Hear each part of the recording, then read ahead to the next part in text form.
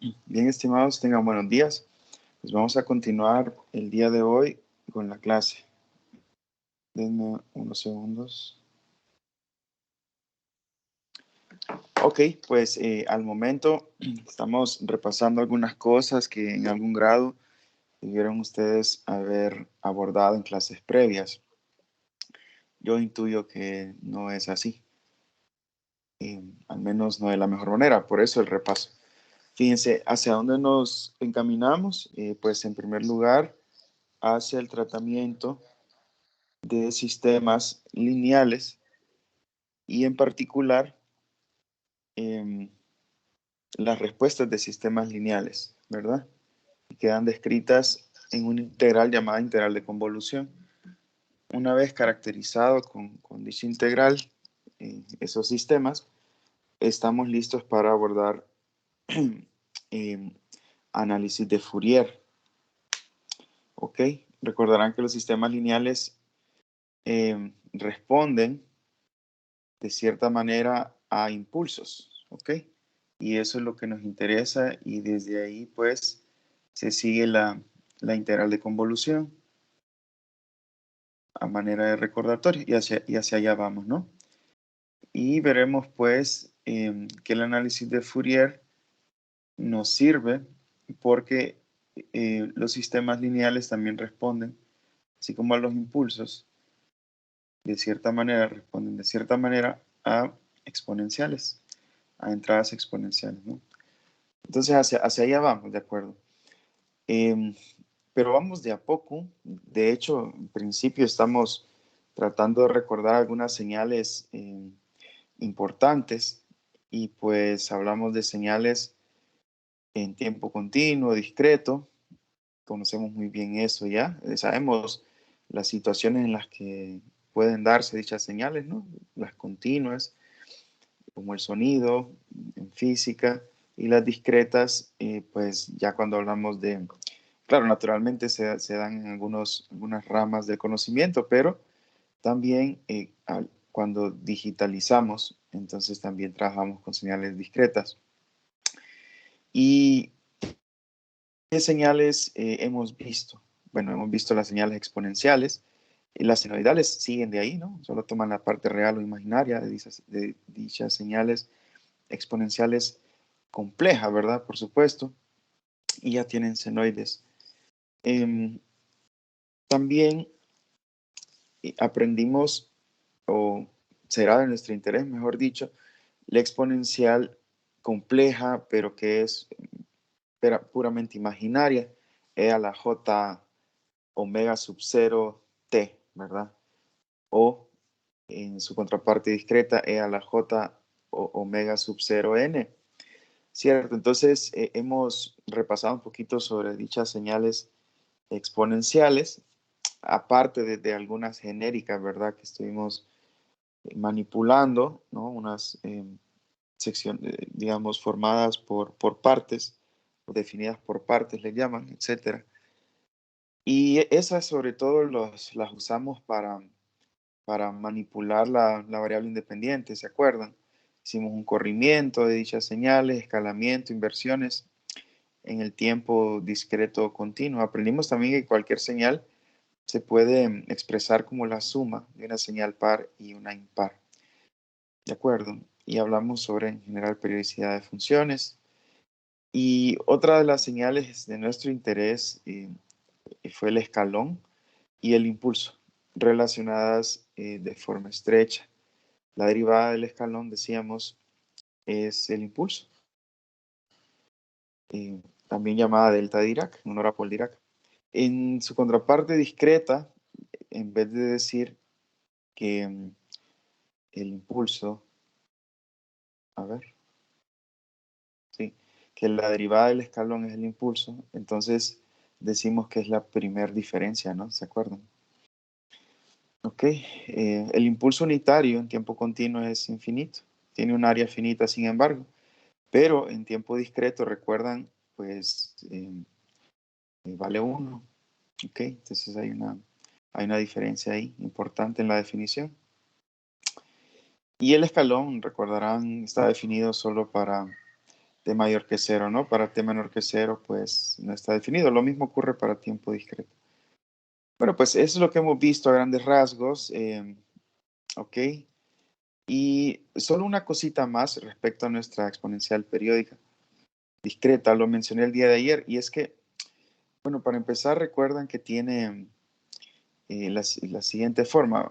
Bueno, pues vamos a ver. Aquí creo que lo voy a tomar. Ok.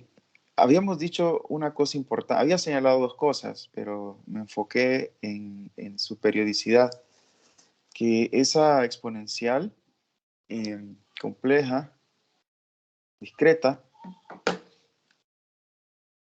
tiene la propiedad de que, o sea, imagínense, ¿verdad? Coseno de omega sub 0 n, ¿no?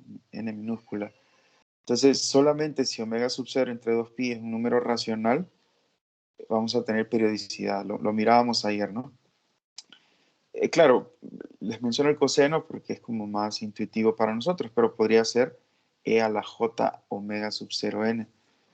Entonces, si nos ponemos a pensar en ondas, señales que no tengan pi, aquí, por ejemplo, aquí coseno de 8pi, entonces si dividen 2pi entre omega sub 0, u omega sub 0 entre 2pi, no importa, les va a quedar siempre un pi, ¿verdad? Y un pi es un número trascendental y va a resultar en algo que no es racional. Por tanto, ese tipo de funciones no son periódicas, ¿no? Lo mirábamos ayer. Entonces tiene que cumplirse básicamente coseno, por ejemplo, de 3pi, de 4pi, de 5pi. Esas sí son periódicas, ¿verdad? Porque al momento de dividir entre 2pi, entonces el pi se va a hacer, pi entre pi se hace 1 y le va a quedar un racional. Espero se entienda, ¿verdad? Mientras que, por otro lado, el coseno de 3n, 4n, ¿verdad? Son no periódicas, ¿de acuerdo? En tiempo continuo, sin embargo, recuerden que siempre van a ser periódicas esas señales. Esa era una de las propiedades, ¿no? Y la otra propiedad que mencioné, pero que no le pusimos mayormente, es que, eh, vamos a ver si tengo una por aquí. Me refiero a esta función, ¿verdad? E a la j omega sub 0 n. Si el tiempo fuese continuo, eh, espérenme, compañeros, que aquí no sé por qué siempre hay gente que anda perdida y yo lo lamento mucho, pero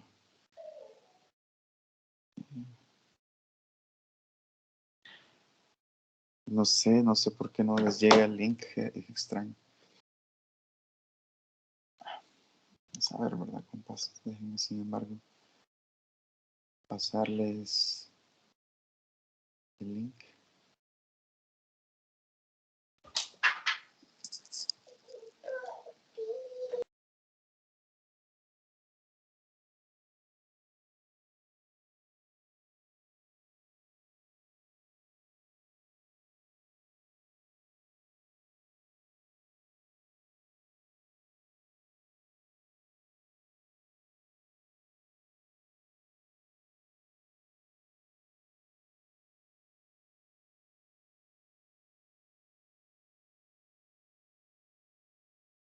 Bueno, pues de esto todavía les dije ayer si tenían problemas que me dijeran y nadie me dijo nada.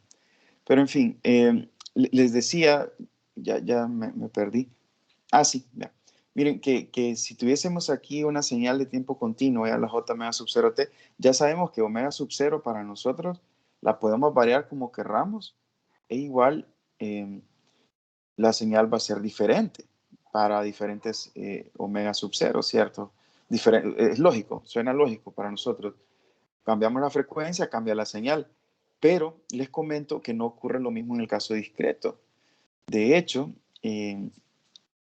aquí pueden tomar esta secuencia de cosenos, coseno de omega sub j, omega sub 0 n, y si plotean para omega sub 0, 0, les queda esto, ¿no? Que es equivalente a 1, es una señal unitaria.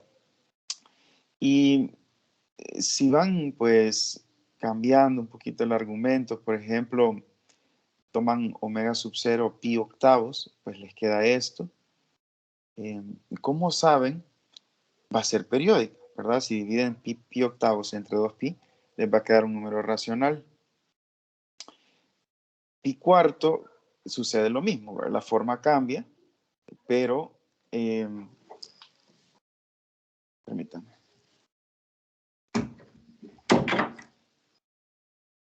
La forma cambia, pero y la función cambia, evidentemente. Y si seguimos, ¿verdad? Cambiando la frecuencia a pi medios, por ejemplo, entonces se ve diferente, ¿no? Como que se va haciendo más rápida, ¿no? Como intuimos, la frecuencia angular más rápida, entonces la señal se va oscilando más rápido. Pero, ¿qué es lo que ocurre? Fíjense que a medida aumentamos, por ejemplo, si se fija, estamos aumentando a pasos de pi medio, pi, después 3 pi medio, coseno de 7 pi cuartos, 15 pi octavos. Bueno, pues sucede que cuando llegamos a una frecuencia 2pi, empezamos en cero, recuerdan, una frecuencia de cero, pero cuando llegamos a 2pi, volvemos a la misma señal. Volvemos a la misma señal que al principio. Esto quiere decir que no sucede lo mismo que en el caso continuo, en el que aumentábamos la frecuencia cuanto quisiéramos, la señal cambiaba. En este caso es diferente. En este caso es diferente. De hecho, entonces, la señal se vuelve a repetir después de 2pi. ¿Ok? O sea, si tenemos una frecuencia omega sub 0 más 2pi, volvemos a obtener la misma señal a pesar de haber aumentado la frecuencia. Esa es la conclusión. Esto no ocurre, repito, en las señales exponenciales de tiempo continuo, ¿no? Entonces, nos vamos a quedar con esas dos grandes diferencias en cuanto a las exponenciales discretas, ¿no? De acuerdo. Todo esto es demostrable, ¿verdad? Y probablemente algunos de ustedes ya lo sepan. Ok. Y yo creo que es suficiente para nuestro repaso de señales, es suficiente esas señales, ¿no? O sea, las que más nos interesan, las exponenciales, sobre todo la imaginaria pura, ¿no? El impulso unitario, tiempo discreto y continuo, el escalón unitario, la relación entre estos. ¿Qué sucede, verdad, cuando multiplico un escalón por una señal o multiplico un impulso por una señal? ¿Verdad? Ya sabemos eso, ¿no? También recuerden las señales relacionadas armónicamente, ¿se acuerdan que hablamos que tenían un periodo común? Y eso nos va a servir para teoría de Fourier. Y las manipulaciones de la variable independiente para cualquiera señal, ¿no? De las que hemos visto. ¿Ok? Bueno, entonces, esto que he abordado básicamente está condensado en el capítulo número 1, ¿ok? Del libro de Wilsky, de Oppenheim-Wilsky, ¿ok? En cuanto a señales y también en cuanto a sistemas. Entonces vamos a platicar un poquito de sistemas, ya hablamos de señales. ¿Se acuerdan que, por ejemplo, hablamos en el ejemplo inicial, la señal era, por ejemplo, la que viajaba en la línea de dos conductores que conectaba a quien generaba la señal, la voz, y a quien recibía, ¿no? Con micrófono y audífono, respectivamente.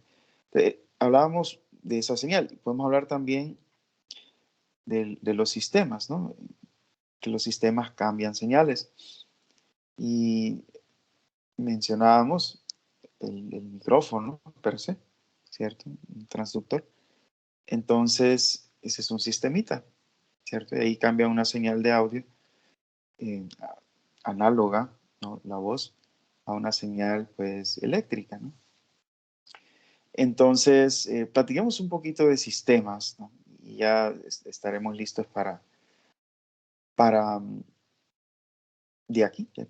Vamos a hablar de sistemas lineales, invariantes en el tiempo, y de ahí, pues, presentar las características de esos sistemas, y luego finalmente llegar al análisis de Fourier. ¿Okay? Entonces, en cuanto a sistemas, fíjense, Un sistema, podemos decir, es cualquier proceso que produce una transformación de señales. ¿Ok? Claro, o sea, cualquier proceso parecería una cuestión abstracta y en la realidad, pues, eso tiene, es algo físico, ¿no? Probablemente podría ser algún software, etcétera. Entonces, un sistema de tiempo continuo, entonces lo podemos representar como un bloque, ¿no? Así como para ser eh, más precisos, una entrada, una salida, y pues la señal es diferente, ¿no?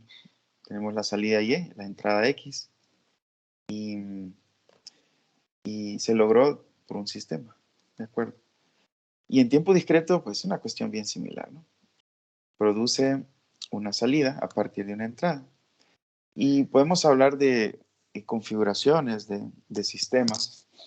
Por ejemplo, cuando tenemos la salida de un sistema, que es la entrada a un segundo sistema, o a n sistemas, entonces llamamos esos sistemas en cascada.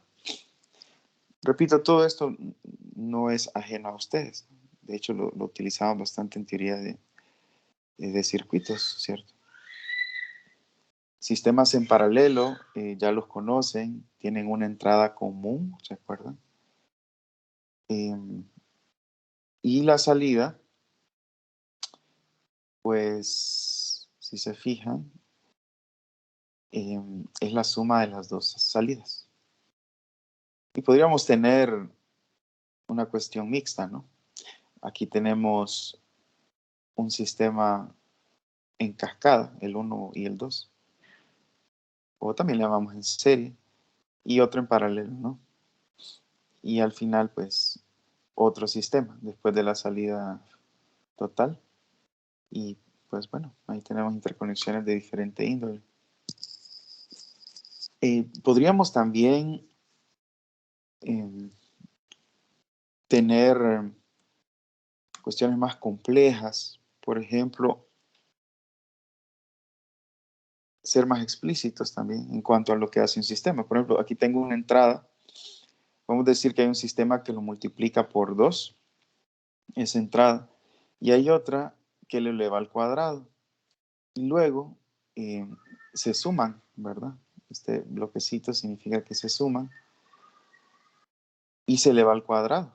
Entonces, cuando veamos esto en forma de diagrama, matemáticamente podemos verlo de arriba.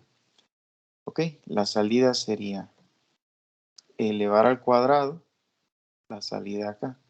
Y esta a su vez lo que hace es sumar esta más esta, que es negativa. Y esta está elevada al cuadrado. Y esta está multiplicada por 2. Y todo esto elevado al cuadrado, ¿no? Entonces, ahí, cuando miran una expresión como esta, es claramente un sistema de por medio, que genera la salida y de n a partir de una entrada x de n. Y pues podríamos tener eh, otros, otros conceptos involucrados que ustedes habrán escuchado, como el de retroalimentación o feedback. Pues en el feedback, el output, la salida se lleva a la entrada de nuevo. Y seguro que también lo habrán usado en teoría de circuitos, de amplificadores y tal, ¿no? Y esto de feedback a veces es como indeseado, ¿verdad? No sucede pues en sistemas de audio, ¿no? Y se escucha aquel feedback que pues perturba, ¿no? Si tenemos una entrada entonces a un sistema y esta salida pues al sistema 1 alimenta la entrada. En otras palabras, la salida del sistema 1 es la entrada del sistema 2, se retroalimenta y se suma la entrada para producir la salida de nuevo, ¿no? Aquí hay un ejemplo que es pues un circuito, ¿verdad? En este caso, si se fijan, tenemos un capacitor en paralelo con un resistor. El voltaje de este capacitor lo conocemos muy bien, ¿verdad? En términos de, por ejemplo, su corriente. Y está dado por una sola capacitancia por la integral de la corriente, ¿no? Esta es la corriente del capacitor. Aquí tenemos también la corriente del resistor, que por ley de Ohm sería el voltaje, que es el mismo del capacitor, entre la resistencia. Y podemos pues enfocarnos en este nodo aquí y ver que si tenemos una fuente de corriente, esa corriente sería pues la suma de las dos corrientes I1 y 2. Y pues precisamente tenemos este bloque aquí que nos indica eso. Y la cuestión aquí es que esta salida I2 se retroalimenta, ¿verdad? Y aquí queda explicitada pues la ley de Ohm. Entonces el voltaje de salida, ¿verdad? Sería este. El voltaje de salida sería este, que sería el mismo voltaje del capacitor. ¿Sí? Entonces podríamos ver esto como una retroalimentación también. Repito, aquí en este nodo tenemos la ley de Ohm, perdón, la ley de corrientes de Kirchhoff, ¿no? La suma, y el voltaje, si se fijan, por ser un capacitor, queda dependiendo de la corriente I1, ¿de acuerdo? Entonces, podríamos verlo también como un sistema retroalimentado. Y hay otros, pues, sistemas que utilizan feedback, sensores modernos, por ejemplo, o también en los sismógrafos o en sí, la gente que estudia pues los sismos, etcétera, utilizan también sistemas retroalimentados. Y ahora podemos platicar un poquito sobre las propiedades de los sistemas. Ahorita lo que hemos visto nada más es los tipos de interconexiones que pueden existir, considerando también la retroalimentados. Pero los sistemas tienen diferentes propiedades, ¿no? Podemos hablar de sistemas sin memoria, lo habrán escuchado. En este caso, sucede cuando la salida para cada valor de la variable independiente depende solamente de la entrada en ese instante. El, el punto aquí toral es en ese instante de tiempo. Si se fijan, y como habíamos citado este sistema, y de n depende de la entrada en el mismo tiempo n, ¿cierto? Entonces le llamamos sin memoria. Podemos ver que un resistor, ¿no?, que obedece a la ley de Ohm, cumple con eso. O sea, si yo tengo un resistor R, entonces la salida por ley de Ohm sería R por X, ¿no?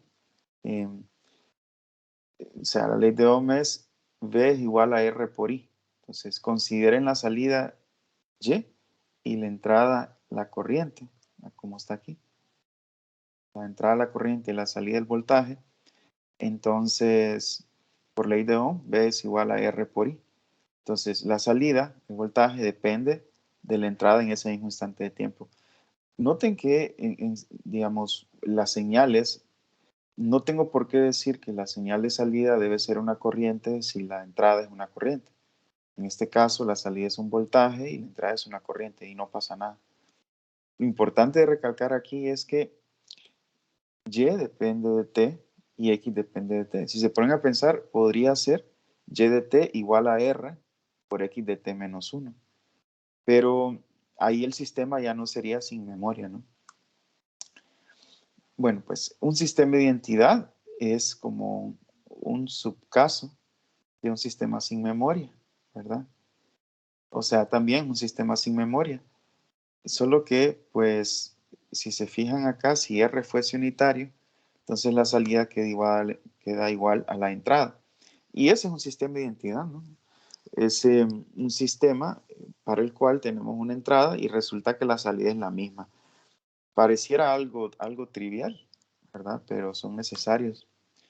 Un sistema con memoria es, es precisamente un sistema que no cumple con lo anterior. El valor de la salida Y en cualquier instante depende de la entrada en valores anteriores al tiempo t. Y creo que les citaba por ejemplo, Y de t igual a X de t menos 1, ¿no? De acuerdo. y de t igual a x de t menos 1. Es un sistema con memoria. Y otro ejemplo de sistema con memoria es este, ¿no?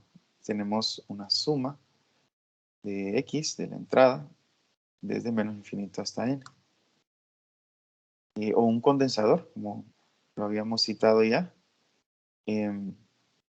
Bueno, lo habíamos citado viéndolo como un retroalimentador, pero aquí fíjense también, si se fijan, hay un integral de menos infinito hasta t. Y en este caso, la corriente, a ver, creo que aquí hay un error. Vamos a ver el voltaje. Estaba atrás la expresión correcta. Sí, el voltaje del capacitor es 1 entre C por la integral de la corriente.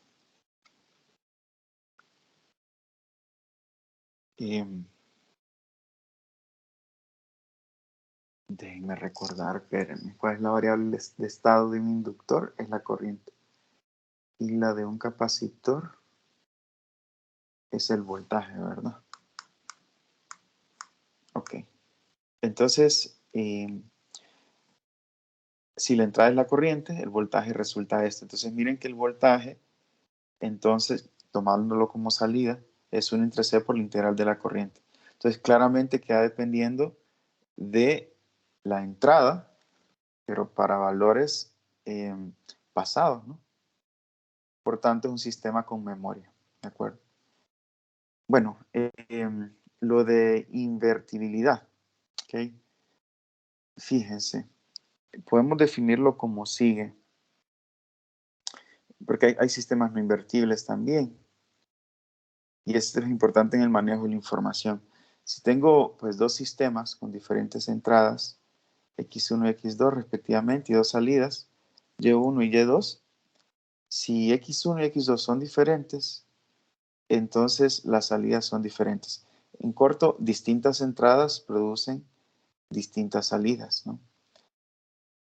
Así. Si tenemos un sistema, pues, que tiene una entrada X sub 0 y una salida Y de t, entonces con otra entrada X1 y tengo la misma salida Y de t, ese sistema es no invertible, ¿no? Porque tiene la misma salida bajo dos entradas diferentes. Y aquí, pues, podemos hablar de un sistema inverso, que esto es importante en la recuperación de la información. Por ejemplo, podríamos nosotros utilizar un sistema que codifica por cuestiones de seguridad, pensamos, ¿verdad? Entonces, una vez codificada la información, ¿cómo la recuperamos, verdad? Ni nosotros podríamos entenderle. Entonces, lo que hacemos es utilizar sistemas inversos que recuperen la información original. Entonces, si tengo la entrada, un sistema, la salida, el sistema inverso, recupera entonces la entrada, ¿de acuerdo? Y si se fijan, cumple con la particularidad de que digamos, el sistema compuesto es un sistema de identidad. Si lo miran aquí como un solo bloque, la salida es la misma entrada, ¿no? O sea, es un sistema de identidad del sistema completo, ¿no? Bueno, pues un ejemplo de sistema invertible sería el siguiente, ¿no? Si tengo una entrada, una salida IDT y la salida del sistema inverso, entonces tendría que recuperar x de t, ¿cierto? Entonces, supongamos que z de t es igual a un medio de y de t. Tenemos esta salida. Y de t es esta salida al primer sistema. Si e de t resulta 2xt, entonces voy a obtener la misma salida, la misma entrada, perdón, en esta salida. Bueno, pues de nuevo, supongamos que tenemos cierta entrada x de t a un sistema. La salida, supongamos, va a ser 2x de t. Es lo que observamos, ¿verdad? O sea, lo que hace este sistema es multiplicar dos veces la entrada, 2x de t. Y luego observamos que esa salida resulta ser la entrada a un sistema. No sabemos si es inverso o no, pero lo que obtenemos es un medio de y de t. Como y de t resultó ser 2x de t, entonces la salida z de t es simplemente x de t, ¿no? Un medio por 2x de t. Observamos pues que aquí la salida z de t es x de t, que es la misma entrada. Por tanto, este sistema es inverso a este. ¿Okay? Sistemas no invertibles sería, por ejemplo, este. Si la salida es 0, bajo una entrada cualquiera, entonces claramente es no invertible, ¿verdad? A menos que x de n fuese 0, pues ese es un caso trivial. Este sistema es no invertible, no se recupera la entrada. Y este tampoco, ¿verdad? Y de t igual a x al cuadrado de t. Y tenemos otros, estos veremos que le llamamos acumuladores, que sí son invertibles, ¿no? De hecho, el inverso, si yo tengo como salida esta función, ya la habíamos presentado, está en tiempo discreto, y resulta que z de n igual a x de n, ¿no? Lo observamos, y resulta ser que z igual a x de n. Y z, pues, es y de n menos y de n menos 1, y así sucesivamente.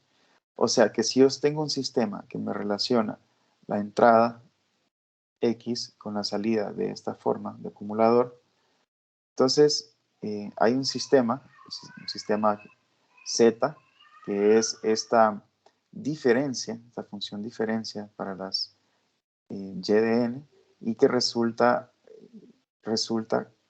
después del proceso, ¿verdad?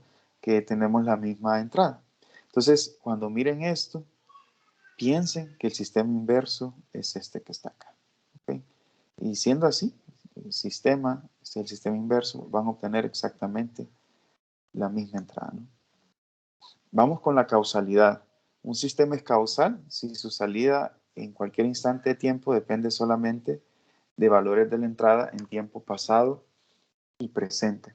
En tiempo pasado y presente, no futuro, ¿verdad? Por eso es lo de causalidad.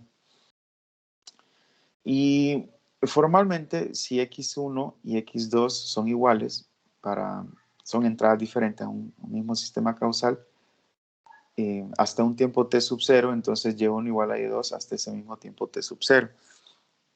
Veamos aquí dos entradas diferentes al mismo sistema causal. Entonces, y1 y y2 son iguales hasta ese mismo t sub 0, ¿no? Sistemas no causales, entonces, fíjense aquí, depende de valores de la entrada en tiempo pasado y presente. Pero aquí tenemos una dependencia en el futuro, ¿cierto? Y de t igual a x de t más 1. Lo mismo aquí, en este caso discreto, x de n menos x de n más 1, ¿no? Vean esta dependencia para valores futuros de la entrada, ¿no? Y podrán decir ustedes, don compa profesor, pero es que en física solo hablamos de sistemas causales. Es cierto, es una cuestión sagrada en física, ¿verdad?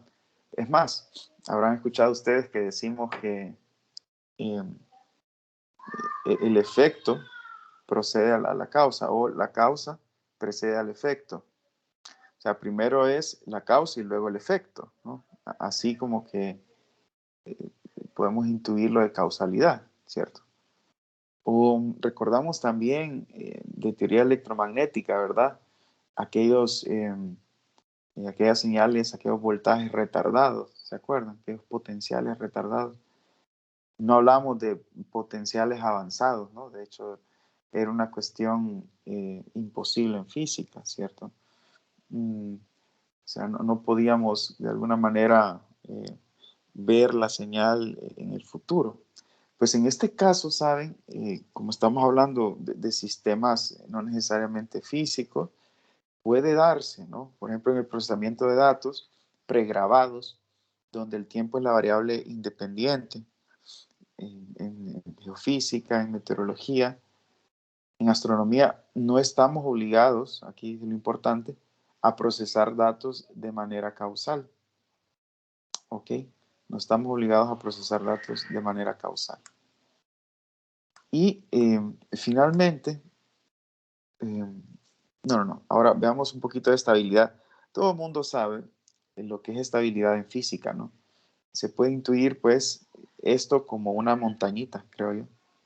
Y así, y está tranquila una esfera, ¿no? Una pelota. Si ustedes van y le ponen el dedo a la pelota, sabemos que habrá inestabilidad en la salida. Por ejemplo, imagínense que este x de t es una fuerza, ¿cierto? La fuerza que ejerce mi dedo. Y y de t sería el desplazamiento vertical. Entonces, evidentemente, va a causar inestabilidad en tanto la salida no es limitada, ¿verdad? Sino que va creciendo infinitamente. Algo diferente ocurre si tuviésemos imaginémonos pues, un half pipe, que le llaman los gringos, que es una pista para patinar, ¿verdad? Con una patineta, por ejemplo. Entonces, si ustedes ponen la patineta ahí y la perturban, le pegan un pequeño golpe, saben que esa altura, ¿no?, que alcanza la patineta no va a diverger, no va a crecer infinitamente, sino que de hecho va a empezar a oscilar, ¿no? Es más, como sabrán también a manera de recordatorio, si la fuerza fue pequeña, eh, entonces oscilará de manera aproximadamente armónica, ¿se acuerdan? Ok, en el caso ideal, sin considerar fricción. El punto es que la salida se mantiene limitada, ¿no? Igual podrían pensar no solo en la posición, sino en la aceleración también, en la aceleración vertical. Y en vez de la fuerza de x de t, podrían pensar en una aceleración horizontal, ¿no?, que está estrechamente ligada a la fuerza. En corto, un sistema es estable cuando valores pequeños de la entrada conducen a valores de salida que no divergen, ¿no? Y bueno, pues ustedes estuvieron un curso entero de estabilidad, y así que ahí saben mucho ustedes. Bueno, ahora llegamos a un concepto importante. Em, si se recuerdan, nosotros nos interesan los sistemas lineales invariantes en el tiempo. Entonces platiquemos sobre uno de esos adjetivos, la invariabilidad en el tiempo, invariabilidad temporal. Un sistema es invariante en el tiempo si un desplazamiento en el tiempo de la señal de entrada causa un desplazamiento en el tiempo en la señal de salida. O sea, si yo tengo una entrada x de n y la desplazo en el tiempo, de tal forma que está descrita por x de n menos 3, lo mismo ocurre con la salida. En principio, tengo una salida y de n, pero al desplazar esta entrada en el tiempo, la salida también se desplaza en el tiempo. Fíjense, aquí lo que ocurrió, se recuerdan de las manipulaciones que vimos de la variable independiente, es que la entrada se desplazó 3 unidades en el tiempo discreto hacia la derecha. Si se fijan acá, entonces lo mismo ocurre con la salida, ¿no? Entonces, cuando eso ocurre, estamos hablando de un sistema invariante en el tiempo, ¿de acuerdo? El sistema invariante en el tiempo, pues no cumple con esto, ¿ok? No cumple con esto. En este caso, pues es lo mismo que lo anterior.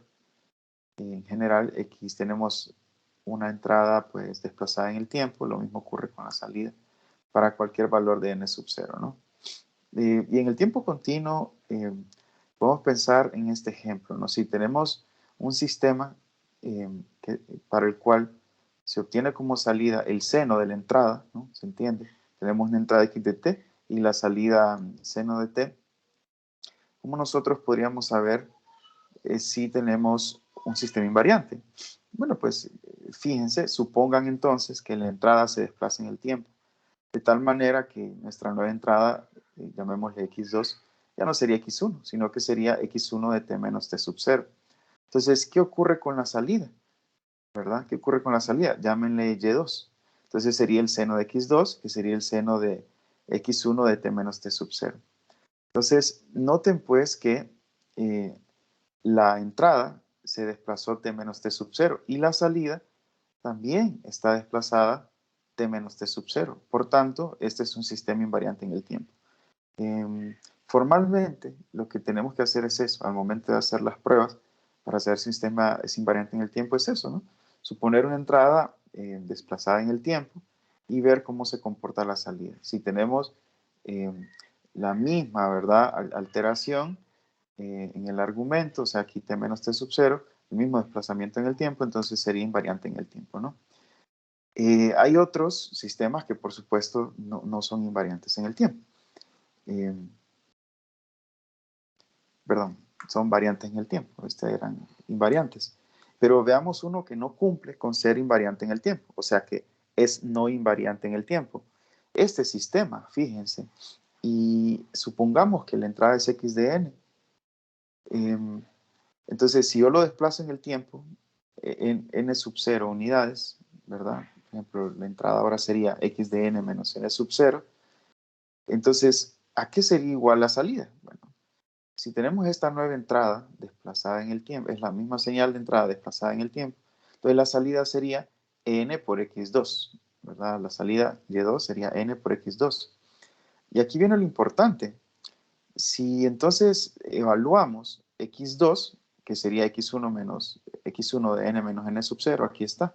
Pero aquí vamos a tener este n que pues no lo vamos a cambiar, ¿no? Porque lo que cambiamos, lo que sustituimos es la nueva salida, perdón, la nueva entrada, que es x1 de n menos n sub 0. Entonces, noten, por un lado, eso es lo que resultó como salida, pero por otro lado, si fuese invariante en el tiempo, ¿cierto? Entonces, la salida tendría que verse como y1 de n menos n sub 0. Y si evaluamos y1 en n menos n sub 0, entonces tenemos que evaluar aquí n menos n sub 0 y también acá, ¿verdad? Aquí, n menos n sub 0 de x de n menos n sub 0. O sea, el comportamiento de un sistema invariante en el tiempo nos da como resultado esta salida, n menos n sub 0 de x1 de n menos n sub 0, si la entrada se desplazó de x1 de n a x1 de n menos n sub 0. Pero noten lo que el sistema realmente nos indica. Nos dio como salida n por x1 de n menos n sub 0. Entonces, se ve que la salida del sistema, si fuese invariante, es esta, pero la salida de nuestro sistema es esta. Entonces, no es el mismo, ¿no? No es el mismo comportamiento, no es la misma salida. Por tanto, nuestro sistema no es invariante en el tiempo. No es invariante en el tiempo. Bien, ahora viene, pues, digamos, otra de las cosas importantes de los sistemas que vamos a abordar, es que son los sistemas lineales invariantes en el tiempo. Ya vimos lo de invariabilidad en el tiempo, ahora veamos lo de linealidad, que es algo, pues, muy conocido por todos ustedes. ¿Ok? Entonces, un sistema lineal cumple con las siguientes propiedades, ¿verdad? Y incluso conocemos ecuaciones diferenciales lineales y tal. Así que es lo mismo, ¿no? Es lo mismo, son las mismas propiedades. Así que no se nos va a hacer complicado. Si yo tengo una entrada y, le corresponde una salida Y1, tengo otra salida X2 que le corresponde una salida Y2, ¿verdad? Entonces, si yo tengo una entrada que es la suma de dichas entradas, X1 y X2, la salida es la suma de las salidas, de Y1 y Y2, ¿no? Eso se le conoce como la propiedad de aditividad, ¿cierto? Y nos ponemos a pensar en un sistema lineal muy conocido por nosotros, un circuito eléctrico, ¿no? Puede ser que tenga, no sé, resistores, capacitores, inductores, con tal la ecuación diferencial de nuestra incógnita resulte lineal, ¿no? ¿Se acuerdan? Entonces, nosotros podemos tener muchas fuentes, ¿se acuerdan? Si apagamos todas las fuentes excepto una, nos va a dar una respuesta, cual sea que estemos calculando, una corriente en el circuito, lo que sea. Si yo apago todas las demás fuentes excepto una fuente 2, nos va a dar otra respuesta. Y si apago todas las fuentes excepto una tercera, nos va a dar otra respuesta. Y si dejo todas las fuentes, entonces la respuesta total será la suma de las respuestas que encontré, ¿cierto? Y hacíamos uso de esa técnica, digamos, esa propiedad más formalmente, para el cálculo de respuestas en circuitos. Y lo mismo aquí, ¿no? Si tenemos, porque en el fondo ese circuito es un sistema, ¿verdad? No es más que un sistema lineal. Y los sistemas lineales, pues tienen esa característica, la propiedad de aditividad. La otra propiedad es la de escalamiento, es como, como generalizar, que aquí esta entrada podría tener un factor de escalamiento, A, y lo que resulta es que la salida va a tener también ese factor de escalamiento. ¿Okay? Entonces, si combinamos las dos propiedades, ¿verdad? Entonces, podemos tener AX1 de t, la salida AY1 de t. Si tenemos otra entrada, BX2 de t, la salida BY2 de t. Y podemos sumar esas dos entradas para tener una nueva entrada, por supuesto. AX1 de t más BX2 de t. Y la salida va a ser la suma de las dos salidas, ¿verdad? Como respuestas a cada una de ellas, como se muestra aquí. AY1 de t más BY2 de t. Cuando se cumple esto, entonces podemos generalizar, ¿verdad? Para en entradas y en salidas. Cuando se cumple esto, entonces decimos que el sistema es lineal, ¿no? Lo mismo se puede decir en tiempo discreto, ¿no? O sea, aquí tenemos la generalización y aquí también podríamos generalizar con una suma, ¿no? Pues entonces esto nos lleva precisamente, linealidad y superposición son conceptos estrechamente relacionados, ¿no? O sea, lo que les acabo de decir. Si tengo una entrada y una salida correspondiente, y otra entrada y otra salida, ¿cierto? Entonces la respuesta a, a una entrada compuesta por esas dos entradas sería la suma de las salidas individuales, ¿cierto? Y esto es importantísimo, ¿no? Lo veremos, ¿no? Cuando caractericemos por la integral de convolución todo esto, o la suma de convolución en tiempo discreto, ¿no? Y bueno, pues también podríamos nosotros juzgar cuando un sistema es lineal y cuando no, de la misma manera que lo hicimos eh, con la invariabilidad en el tiempo, ¿no? ¿De acuerdo? Ok. Otra cosa interesante, y con esto culmino, es que los sistemas lineales cumplen con la siguiente propiedad. Si yo tengo una entrada cero, la salida también va a ser cero. Es secuencia directa, es como un subcaso, ¿no? Entonces, es como una prueba interesante para confirmar que nuestro sistema es lineal. Entonces, si tengo una entrada cero, la salida tiene que ser también cero, ¿no? Por ejemplo, este sistema 2xn más 3 no es lineal porque para una entrada cero, entonces yo tengo una salida 3. Y repito, es consecuencia directa de lo anterior. ¿Ok? Bueno, estimados, ya hemos visto entonces teoría básica de señales que al final vamos a modular y sistemas que van a estar involucrados en nuestros sistemas de comunicaciones más complejos, ¿verdad? Pues enseguida lo que haremos es introducir cómo se comportan estos sistemas LTI, ¿verdad? Y nos va a llevar a caracterizarlos por una integral de convolución y la muy conocida respuesta al impulso, ¿cierto? O en el caso discreto, pues no sería una integral, sino que sería una suma de convolución. A su vez, vamos a hablar de los sistemas LTI descritos por ecuaciones diferenciales o en diferencias, como en el caso de circuitos, para, para lo primero, ¿no? Para ecuaciones diferenciales. En diferencias, pues ya surgen otras aplicaciones, ¿no? Y finalmente, entonces, abordaremos las series de Fourier, ¿no? Porque si no llegan a esa caracterización de sistemas LTI mediante la integral o la suma de convolución, después resulta un poco complicado ver la respuesta a exponenciales complejas, ¿no? Para sistemas LTI. Y veremos que la respuesta de sistemas LTI a exponenciales complejas, o sea, si tenemos una entrada a un sistema LTI que es exponencial compleja, la salida también es una exponencial compleja, ¿se recuerdan? Y de ahí viene pues toda la importancia de la teoría de Fourier, ¿no? Que veremos alguna historia de la teoría de Fourier que es muy interesante, estuvieron involucrados genios realmente en toda esa teoría, ¿no? Entonces, una vez habiendo nosotros visto teoría de Fourier general, ¿verdad? Y en particular comenzando por series de Fourier, estamos listos para entrar al dominio de la frecuencia con la transformada de Fourier. Y a partir de ello, pues sí vamos a comenzar viendo lo que es modulación, ¿de acuerdo? Entonces, mañana, entre mañana, miércoles y el lunes de la próxima, yo creo que ya estamos abordando transformada de Fourier.